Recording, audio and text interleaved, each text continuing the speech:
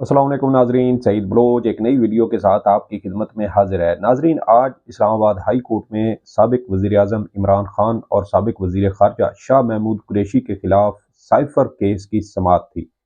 पाकिस्तान तहरीक इंसाफ की जानिब से ट्रायल कोर्ट का फैसला इस्लामाबाद हाई कोर्ट में चैलेंज किया गया था। इस केस की इससे पहले 2 समाअतें हो चुकी हैं, लेकिन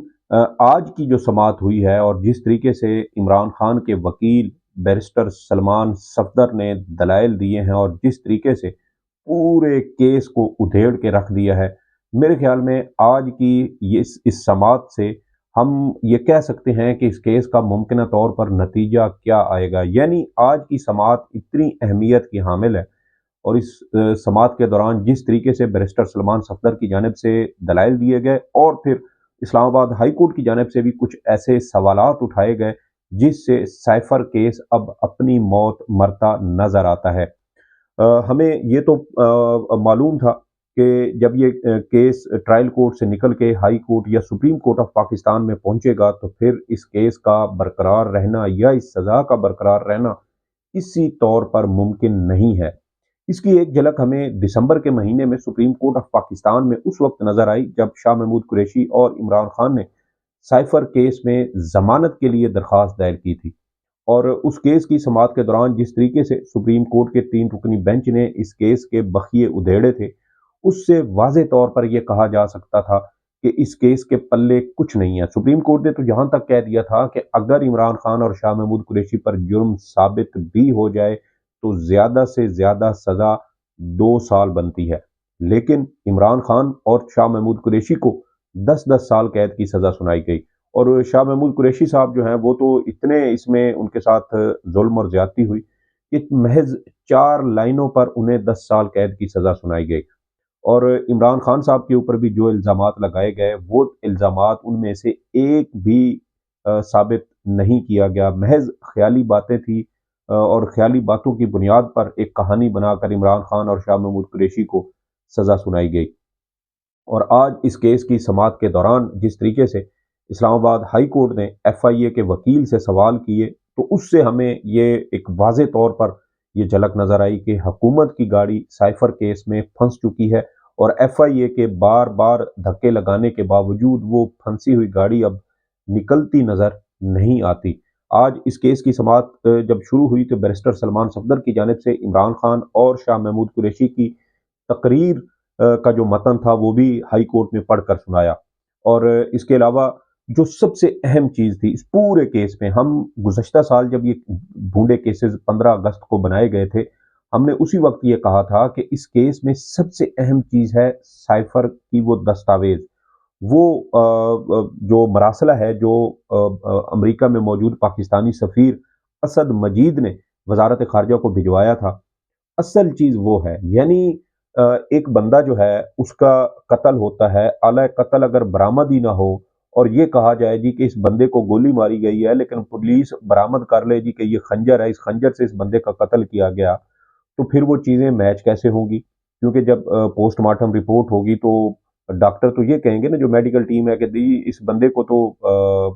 गोली मार के कत्ल किया गया है, जबकि पुलिस कहेगी कि नहीं जी, इस बंदे को गोली से नहीं मारा गया बल्कि ये खंजर जो है ये आला कत्ल है और और जो मुल्जिम है उसने इस चीज़ का इकरार किया है। तो ये इसी तरह की जो कंट्राडिक्शन है, जो तज़ाद है, वो साइफर केस में मौजूद है। और बड़े अजीबो-गरीब किस्म की एक कहानी गढ़ी गई कि इमरान खान ने साइफर को ट्विस्ट किया, उसके मतन को ट्विस्ट किया,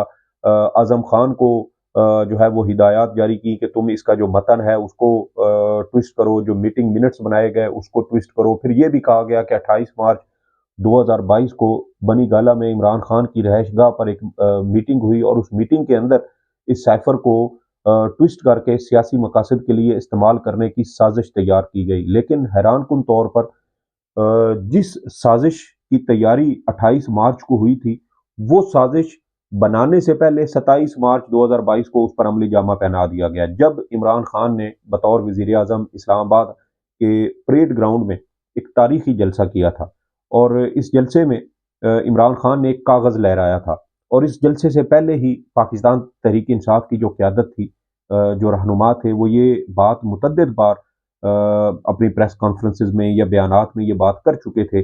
کہ 27 مارچ کے اسلام آباد کے جلسے میں ہم ایک ایسی چیز دکھائیں گے جس کے بعد اس وقت کی جو اپوزیشن یعنی پی ڈی ایم تھی ان کی سیاست ختم ہو جائے گی۔ لیکن ان کی اس بات کے اوپر کسی نے کان نہ دھرے کہ پتہ نہیں ایسی وہ کیا کہتے ہیں کہ دیوانے کی بڑکیں ہیں اور عمران خان اور اس کی حکومت کے خلاف چونکہ تحریک عدم اعتماد آ رہی ہے تو اسی وجہ سے یہ اس طرح کی ہوائیاں چھوڑ رہے ہیں کہ ہمارے پاس کوئی ایسی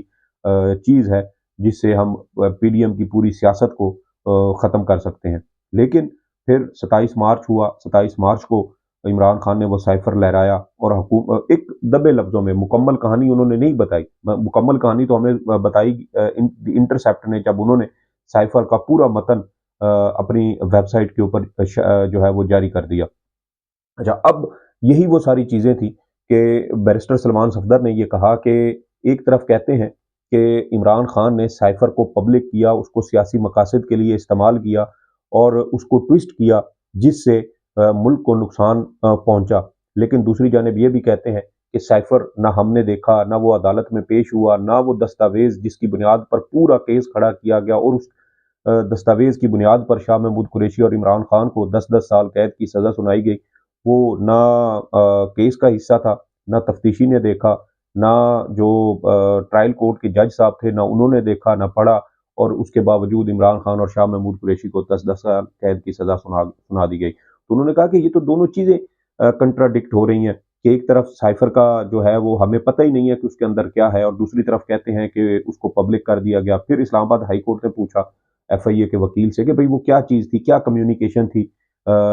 جو کی گئی اور اس کو جو ہے اس کے منظر عام پر آنے سے یا اس کو پبلک کرنے سے کسی قسم کا کوئی نقصان ہو سکتا ہے؟ کیا اس سائفر کے اندر کوئی ایسی بات لکھی ہوئی تھی کہ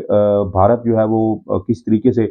پاکستان کو نقصان پہنچا سکتا ہے، جس پر بیرسٹر سلمان صفدر نے کہا کہ ہمیں ایسی کوئی بات معلوم نہیں ہے کہ اس سائفر کے اندر کیا تھا۔ انہوں نے کہا کہ میں نے خود بھی نہیں دیکھا، نہ ایف آئی اے کے جو وکیل تھے انہوں نے دیکھا۔ پھر عدالت نے پوچھا کہ کیا جو ٹرائل کورٹ کے جج تھے ابو الحسنات صاحب، کیا انہوں نے اس سائفر کو دیکھا؟ انہوں نے کہا انہوں نے بھی نہیں دیکھا، کیس کی پوری کارروائی کے دوران یہ کبھی عدالت میں پیش ہی نہیں ہوا، کبھی چلان کا حصہ ہی نہیں بنایا گیا۔ تو پھر یہ وہ ساری گرہیں جو ہیں وہ کھلنے لگیں، اور بیرسٹر سلمان صفدر نے کہا کہ یہ بھی کہتے ہیں کہ عمران خان نے سازش کی، اعظم خان کو میٹنگ منٹس ٹویسٹ کرنے کی ہدایات دیں، اور کہا کہ یہ جو میٹنگ ہے یہ 28 مارچ کو بنی گالہ میں ہوئی، لیکن حیران کن طور پر جس سازش کا الزام بنی گالہ میں بنانے کا الزام لگاتے ہیں وہ جو ہے وہ اس پر جو سارا ایک تقریر تھی یا اس پر جو عملی جامہ تھا وہ 27 مارچ کو جو ہے اس پر عمل کیا گیا۔ یعنی یہ کیسے ہو سکتا ہے کہ ایک سازش جس پر عمل پہلے ہو جاتا ہے اور اس کی تیاری جو ہے وہ بعد میں کی جاتی ہے؟ تو یہی وہ جھول تھے، وہ سکم تھے جس کی ہم اس سے پہلے بھی متعدد اپنی ویڈیوز میں نشاندہی کرتے رہے کہ ٹرائل کورٹ میں عمران خان کو ہر صورت سزا ہونی ہے، یہ لکھی پڑی باتیں تھیں۔ جس طریقے سے عمران خان کا ٹرائل چلایا گیا، جس طریقے سے اس کا حق دفاع ختم کیا گیا، جس طریقے سے اس کے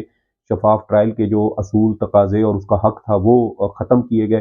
اسی سے یہ واضح اشارے مل چکے تھے کہ ہر صورت عمران خان کو عام انتخابات سے پہلے سزا سنائی جائے گی۔ اور یہ مطالبہ بھی شاید پاکستان مسلم لیگ نون کا تھا، کیونکہ مسلم لیگ نون یہ سمجھتی ہے کہ 2018 کے عام انتخابات سے پہلے مریم نواز اور نواز شریف کو سزا دینا در حقیقت ایک علامت تھی، اور اس سزا کا عام انتخابات میں عوامی جو رائے تھی اس کو تبدیل کرنے پر گہرا اثر ہوا، جس کی وجہ سے مسلم لیگ نون 2018 کے عام انتخابات ہار گئی۔ اور پھر اسی وجہ سے عمران خان کو سائفر کیس میں سزا دی گئی، عمران خان کو توشہ خانہ کیس میں سزا دی گئی، عمران خان کو اخلاقی طور پر کرپٹ ثابت کرتے ہوئے اس کو عدت میں نکاح والے کیس میں بھی سزا دی گئی، حالانکہ دونوں میاں بیوی اپنی مرضی سے خوش تھے، نکاح کو بار بار کہہ رہے تھے کہ ہمارا نکاح درست ہے، عورت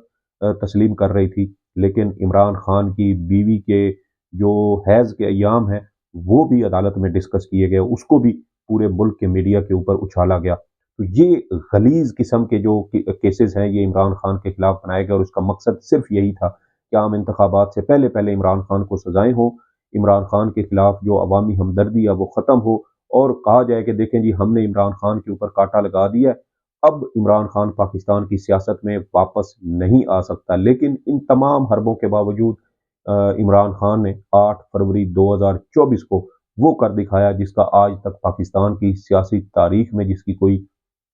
مثال نہیں ملتی۔ اور اب یہ سائفر کیس جیسے جیسے عدالت میں آگے چل رہا ہے اس کی گرہیں